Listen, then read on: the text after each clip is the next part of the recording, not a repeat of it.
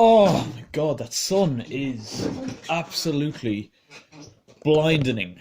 Is that even a word? I don't know, but it is very, very bright today. If it's too bright, I apologise, and I also apologise for my fucking chairs falling apart. Everything's falling apart today. Jesus Christ. Anyway, hello guys, how are you getting on? My name's Aaron Kelly. Welcome back to another episode of the Premier League Verdict here today. Chelsea have made it 7 consecutive wins in all competitions after they've beaten Burnley by 4 goals to 2 at Turf Moor yesterday evening, adding to an incredible week, it's fair to say. Big 1-0 win last Saturday against Newcastle at home. Marcus Alonso the scorer that day. And a massive, huge, incredible night in Amsterdam during the week as we beat Ajax by 1-0 thanks to a late Michy Batshuayi goal. But apart from that, a brilliant win in the Champions League away from home, a Michy goal, and an overall just incredible performance from Chelsea during the week. And the big question was, could we keep that momentum going into this game against Burnley? Because obviously that game would have taken a lot out of the players, you would have said, during the week against Ajax. They put an incredible amount of effort in. There was a huge amount of quality on show from the Chelsea players. And I was worried for us away to Burnley. It was kind of one of those games that it looks like a bit of a sticky one, doesn't it? When you look at it at first glance. But the boys were brilliant yesterday. And at times it wasn't pretty, but the job was done. And the day belonged to Captain America himself, Christian Pulisic. His first Chelsea goal, not only that, but his first Chelsea hat-trick, his first ever career hat-trick. And he only went and did it with the perfect hat-trick. Right foot, left foot, header. And it was his 3 goals that set us on our way to victory yesterday at Turf Moor. So yeah, without further ado, let's start chatting about it. So yeah, Pulisic was thrown into the starting 11 for Callum Hudson-Odoi last night. And obviously Hudson-Odoi has played an awful lot of football recently.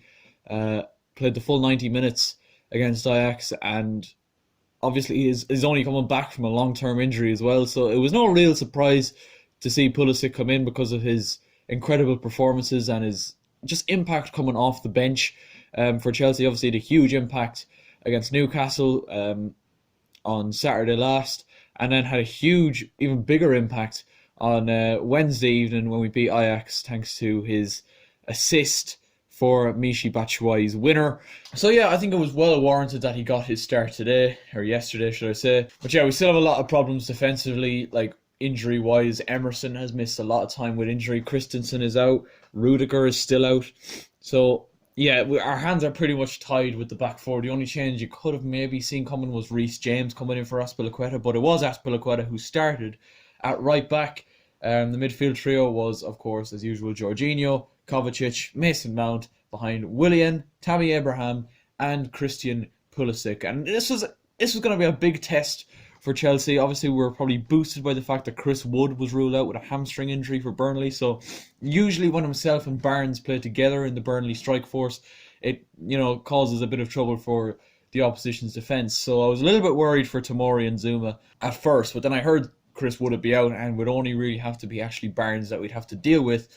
But we had the threat of obviously Dwight McNeil out wide as well. Not as much with Jeff Hendrick. Jeff Hook and Hendrick, boys, Jesus. But yeah, as we expected, Burnley came out of the block strong. And don't get me wrong, we were 4-0 up at this game, and there was times where I was like, is it even a 4-0 game? Because there was long periods of this game where Burnley dominated the ball and looked the more likely to score. And at home, in front of that home crowd at Turf Moor, it's very difficult for travelling players to play in that kind of atmosphere, and especially when it's such a young Chelsea team full of inexperience, and obviously there's obviously a good mix of experience and inexperience, but majority of the team is quite young. So I always thought it was going to be interesting to see how the players cope with that kind of atmosphere. But we weathered the storm and got the first goal thanks to Christian Pulisic, and it was a mistake by Matthew Lowton. Pulisic dribbles in, little step over onto his left, and a fucking brilliant finish past Nick Pope to give Chelsea the lead. And after that first goal, Burnley came at us even more, and forcing Kepa out of a brilliant save, thanks to a shot from Eric Peters. Barnes was lively, could have and probably should have had a goal to, I think that might have been at 0-0 even, because I think Tammy Abraham might have done enough to put him off. But we made it 2-0, and I was very happy. It was a very important time to get it just before half time, and we had just kind of weathered a really tough Burnley storm. But yeah, Pulisic got it, big deflection off, I think it was Ben Mee on its way through. And an incredible start for Christian Pulisic to the game. Not only with his first goal for Chelsea, but his second only a couple of minutes later and just before half time to set us right on the road to victory. One thing I did notice about his celebration for his first goal, a lot of emotion, a lot of, I would say probably relief to have got himself off the mark. Finally, I think it's his ninth attempt, his ninth appearance for Chelsea. And there was a lot of people questioning, oh, was he worth the money? 60 million down the drain. You know, he's not Lampard's signing. He's Abramovich's signing, or he's Sarri's signing. A lot, you know, there was a lot of things. There was a lot of people even speculating that he might be looking for the exit door, but obviously, just stupid fucking stories, really, to be honest. But he silenced his haters big time, and the last couple of games he's warranted a start with his performances off the bench, and he delivered yesterday, his second just before half time. Very, very important for Chelsea. As we expected then, start the second half, Burnley came out of the blocks very, very strong once again. Just making it difficult, making themselves an absolute nuisance. Barnes was all over the place, making himself a nuisance. Dwight McNeil on the right was looking very, very impressive. And again, I suppose Chelsea's third goal came at a time where it was probably against the run of play slightly. But again, it was a very important goal. And Christian Pulisic completed his hat-trick with a fantastic header. Yep, a Christian Pulisic header. I think one of the first in his career to complete his first ever career hat-trick. And not only that, the perfect hat-trick for Captain America. It was absolutely incredible. Brilliant ball back in from Mason Mount after the first cross from the corner failed. He whipped it back in, and a back flick with the back of his head from Pulisic over Nick Pope. Looping header. Brilliant goal. 3-0 Chelsea. And at that stage, I probably thought the game was pretty safe at this stage. And my suspicions were made even more stronger. More stronger? Is that even English? I don't know. My suspicions were made even stronger when Willian made it 4. In typical Willian style, really, shifts it onto his right foot and buries it into the far bottom left-hand corner. Brilliant goal from Willian. And you could see in the celebration for that goal as well, the players are just having a fucking good time at the minute. And it's really good to see. And I expected us at that stage to maybe go on and maybe get another 1 or 2, maybe do what Leicester did. Obviously, Leicester beat Southampton 9-0 on Friday night, so they're still in third. But I expected us to maybe go on and score 1 or 2 more. We kind of switched off a little bit after that, and that became even more evident when Burnley pulled one back thanks to an absolutely incredible strike. Absolutely just a sick goal from Jay Rodriguez, and one that I'm going to be recreating in the October recreations. I'm going to record that with Mr. Grivach tomorrow, so keep an eye out for that. Yeah, an incredible strike from Jay Rodriguez. Gets the ball out of his feet about 30 yards out and smashes it, nearly knuckleball style, into the top corner past Kepa Arrizabalaga. And Chelsea defenders backing off a little bit of a lapse in concentration. And then another one when Dwight McNeil's shot deflected off, I think it was Tomori on its way in. Again, just not great defending, really.